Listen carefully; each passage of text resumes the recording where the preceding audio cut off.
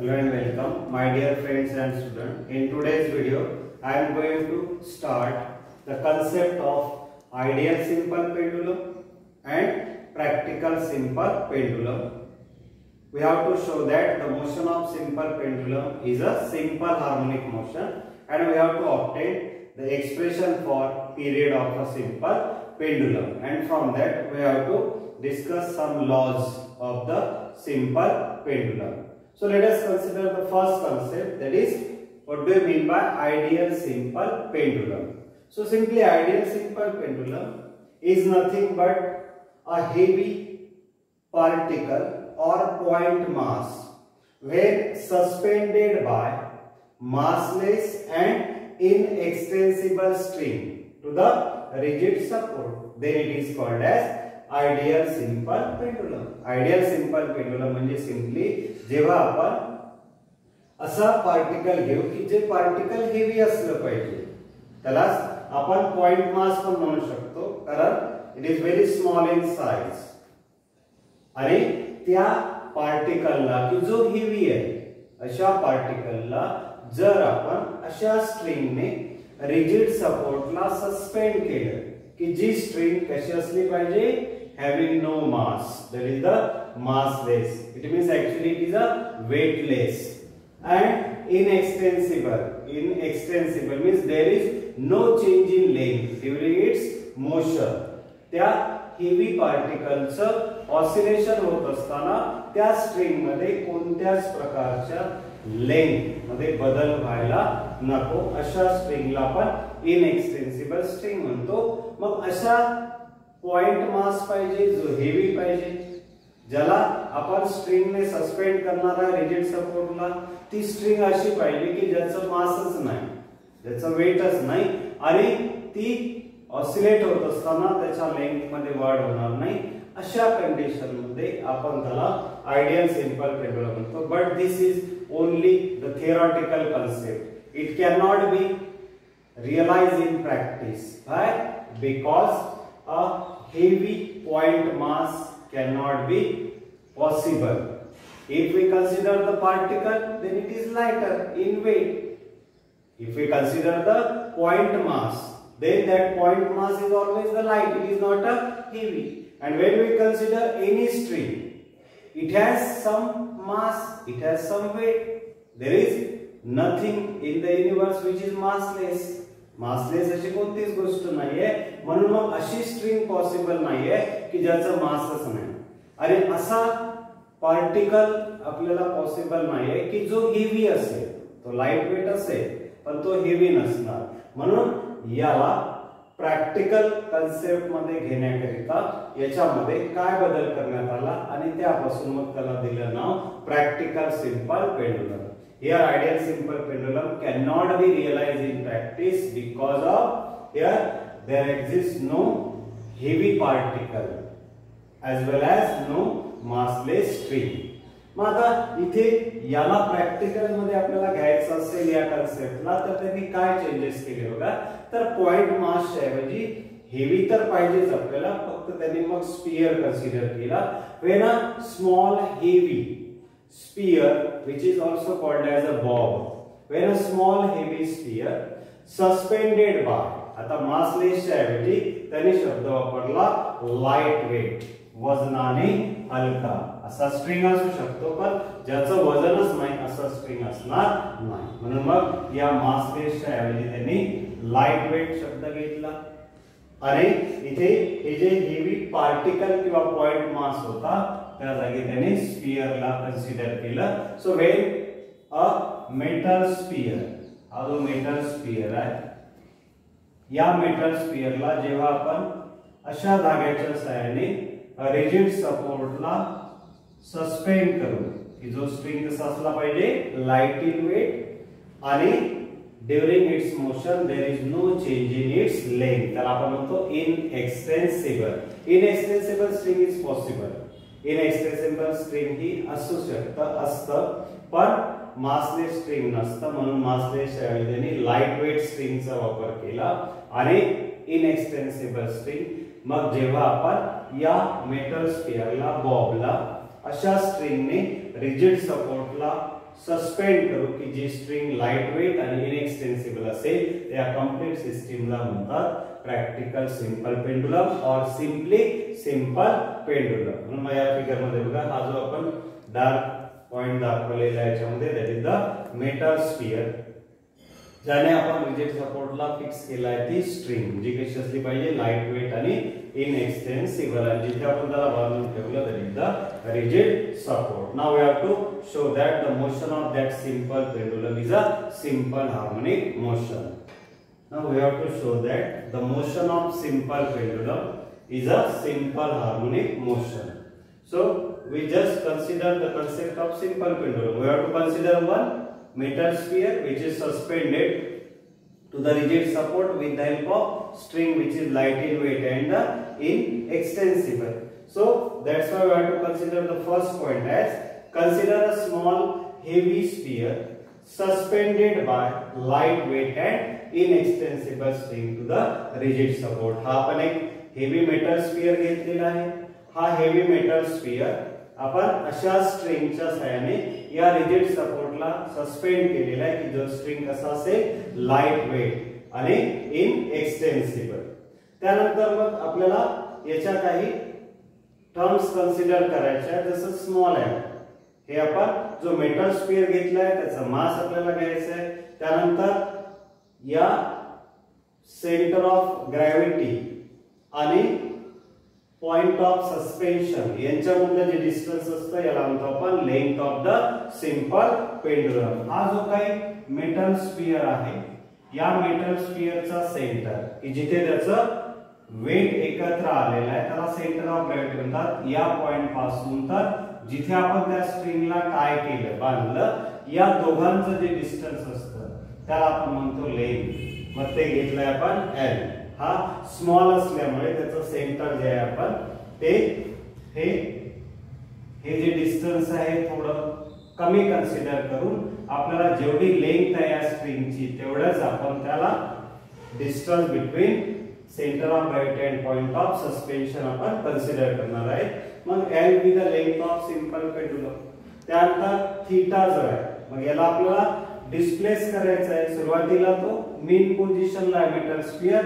इथून जर त्याला थोडं आपण डिस्प्लेस केलं लिनियर डिस्प्लेसमेंट x आणि angular displacement that is the theta. म्हणून मग इथे जेव्हा तो आपण a या पोझिशनला नेऊ त्यावेळेला या स्ट्रिंगने वर्टिकल पोझिशनशी केलेला जो अँगल आहे तो घ्यायचा theta. So theta is the angle made by the string with the vertical position. मग O आणि A काय आहे तर O मीन पोझिशन आहे त्याची आणि A जी आहे ती any position that is the displace position. जेव्हा तो मीन पोझिशनला असेल तर तेव्हा या मेटल स्फियरचं जे काही वेट आहे ते ऍक्ट होतं एक्झॅक्टली इन डाउनवर्ड डायरेक्शन आणि त्याचं वेट बॅलन्स केलं जातं one force which is set up in a string that is the tension. जेव्हा तो मीन पोझिशनला असेल तेव्हा हे जे वेट आहे हे एक्झॅक्टली डाउनवर्ड डायरेक्शनला ऍक्ट होतं आणि टेन्शन व्हर्टिकली अपवर्ड ऍक्ट होतं. त्यामुळे ते एकमेकांना बॅलन्स करतात. पण जेव्हा आपण त्याला डिस्प्लेस करू ऍट एनी पोझिशन A त्यावेळेला या मेटल स्फियरवर ऍक्ट होणारे फोर्सेस कोणकोणते आहेत तर एक तर त्याचं वेट आणि दुसरा म्हणजे या स्ट्रिंग मध्ये तयार होणारा एक force that is called as the tension. म्हणून तिसरा पॉइंट आपण इथे कन्सिडर केलाय in a displaced position forces acting on a sphere that are weight and the tension. So when we consider the displaced position of the simple pendulum, the weight is not exactly act in downward direction. That's why this weight is divided, split up into two components as usual, that is mg cos theta and mg sin theta. मग displace पोझिशनला त्याचं जे weight आहे हे weight दोन component मध्ये divide होतं ते म्हणजे mg cos theta आणि mg sin theta. या दोन्ही कंपोनेंटचं काम काय तर फिगर मध्ये सरळ तुम्हाला दिसतंय mg cos theta ला बॅलन्स केलं जातं टेन्शन आणि या mg sin theta चं काम काय तर या मेटल स्फियरला त्याच्या ओरिजिनल पोझिशनला मीनला मीन पोझिशनला आणण्यासाठी प्रयत्न करणे. म्हणून मग इथे this mg cos theta balanced by the tension and mg sin theta try to bring that bob metal sphere to its original position. म्हणून मग इथे आपल्याला एक कंपोनेंट घ्यायचा आहे, तो कोणता? mg sin theta. मग हा mg sin theta म्हणजेच काय झाला? रिस्टोरिंग फोर्स, की जो त्याला त्याच्या ओरिजिनल पोझिशन मध्ये आणण्याचा प्रयत्न करेल. म्हणून आपण इथे लिहिलं F - mg sin theta.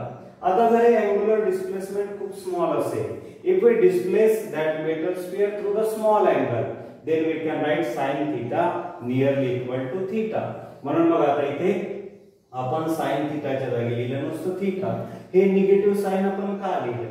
कारण त्याचं जे डिस्प्लेसमेंट आहे ते डिस्प्लेसमेंट O कडून आपण A कडे केलेलं आहे आणि त्याच्यावर ऍक्ट होणारा रिस्टोरिंग फोर्स जो आहे हा A कडून O कडे ऍक्ट होतो. फोर्सची डायरेक्शन डिस्प्लेसमेंट जे आहे ते displacement from O to A आणि त्याच्यावर ऍक्ट होणारा जो फोर्स आहे तो आहे A टू O. मग हे दोन ऑपोजिट डायरेक्शनने आहे, म्हणून मग इथे आपण घेतलेली आहे negative sign. This negative sign shows that restoring force and displacement that are in opposite direction. आता इथे आपल्याला या थीटाची व्हॅल्यू ठेवायची आहे. ते आपला बेसिक जो कन्सेप्ट आहे angle equal to length of arc upon radius. मग इथे लेंथ ऑफ आर्क म्हणजे O पासून A पर्यंतचं डिस्टन्स ते घ्यायचं x आणि रेडियस म्हणजेच length of the simple pendulum ते घ्यायचं L. म्हणून आपण इथे जर याची व्हॅल्यू ठेवली तर we write here F equal to mg आणि याची व्हॅल्यू ठेवायची x/L. आता इथे आपल्याला याला पुन्हा दुसरा equation according to Newton second law F equal to ma घेऊन आपल्याला त्याला काय करायचं आहे? कंपेअर करायचं आहे. त्याआधी पुन्हा एकदा बघा की इथे आपण एक मेटल स्फियर घेतलेला आहे. That metal sphere is suspended by light weight and inextensible string to the rigid support. त्यानंतर आपण m l theta o a काय ते सांगितलं. मग डिस्प्लेस पोझिशनला त्याच्यावर ऍक्ट होणारे फोर्सेस सांगितले, वेट आणि टेन्शन. मग डिस्प्लेस पोझिशनला वेट दोन भागात डिवाइड होतं, ते म्हणजे mg cos theta आणि mg sin theta. mg cos theta ला बॅलन्स केला जातं टेन्शनने. And what is the function of mg sin theta? Try to regain, try to bring that bob to the mean position. म्हणून मग आपल्याला हा component consider करायचा आहे mg sin theta restoring force सोबत. So F equal to mg sin theta. मग आता इथे जर थीटा स्मॉल असेल तर sin theta near equal to आपण थीटा घेऊ शकतो. ह्याच्यावरून आपण लिहिलं F equal to mg theta.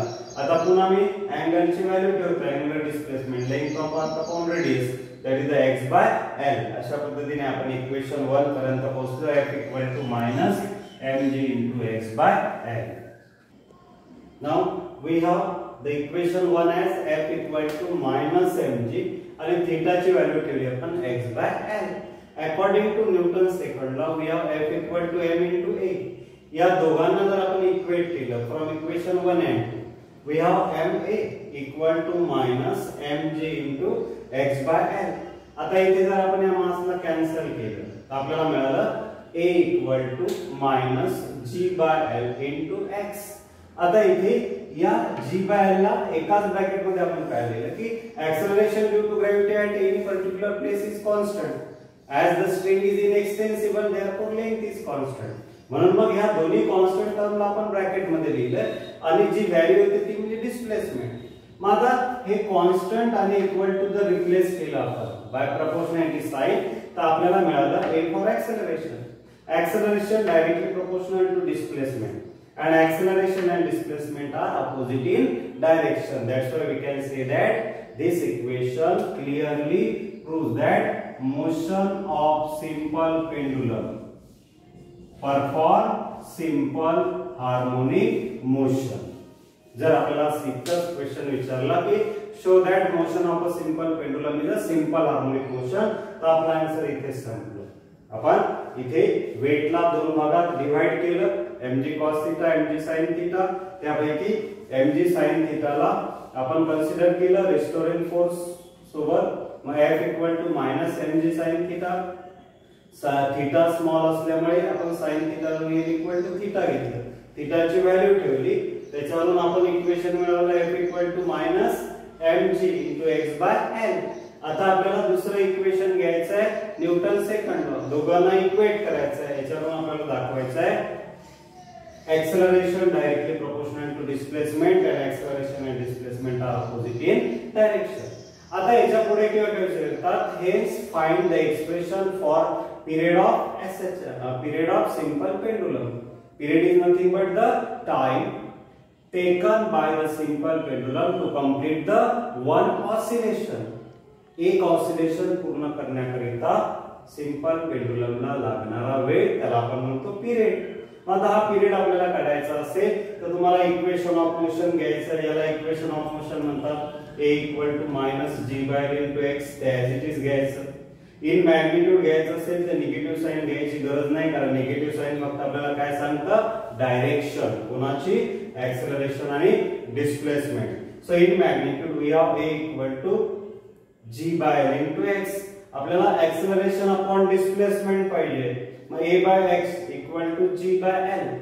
इथे taking square root on both side, पुढे आपल्याला under root of a by x ची व्हॅल्यू पाहिजे. म्हणून आपण या दोघांनाही दोन्ही साइडला स्क्वेअर रूट घेतला आणि ती व्हॅल्यू लिहिली under root of a by x equal to g by under root of g by l. आता इथे आपण डिफरन्शियल इक्वेशन घेताना सिंपल हार्मोनिक मोशनचं omega square equal to k by किंवा k बाय m ची व्हॅल्यू आपण omega square ठेवली आहे, पण नुसतं ओमेगा घ्यायचं असेल मला त्याला अंडर रूट मध्ये लिहावं लागेल, म्हणून मी इथे लिहिलं omega equal to under root of k by. आता या k बाय m ची व्हॅल्यू a बाय x कशी येते बघा, तर आपण हे दोन इक्वेशन घेतले आहे, f इक्वल टू kx आणि f इक्वल टू ma. हे as per definition of SHM in magnitude and according to Newton's second law, so that is ma equal to kx. आपल्याला काय पाहिजे तर a by x पाहिजे, तर a by x जर आपण घेतलं तर ते काय येतं k by m. म्हणून मग इथे आपण under root of acceleration upon displacement, त्याला म्हणतात ऍक्सेलरेशन पर युनिट डिस्प्लेसमेंट, त्याची व्हॅल्यू काय येतं under root of k by m. आणि आता इथे आपण under root of a by x काय मिळवलेला आहे, under root of g by l. मग आता आपला पिरियडचा फॉर्म्युला घ्या, expression for period of SHM जे असतं t equal to 2 pi upon omega. What is the value of omega, under root of k by, under root of k by m is nothing but the under root of a by x, आणि under root of a by x काय आलं आपलं under root of g by l. ही value जर as it is मी डिनॉमिनेटरला लिहिली तर ती जशीच्या तशी लिहायची, पण त्याला जर मला न्यूमरेटर मध्ये लिहायचं असेल I write here t equal to 2 pi under root of l by g. t equal to 2 pi under root of l by g. This is called as expression for period of a simple pendulum. हा महत्त्वाचा portion आहे, याच्यावर एखादा problem राहतं, objective राहू शकतं किंवा असा थिओरिटिकल क्वेश्चन पण राहू शकतो एक्सप्रेशनच्या फॉर्म मध्ये. Obtain the expression for period of a simple pendulum. हे झालं बघा सिंपल पेंडुलमचा कन्सेप्ट. त्याचं मोशन हे सिंपल हार्मोनिक मोशन असतं हे दाखवणं, आणि expression for period of a simple pendulum.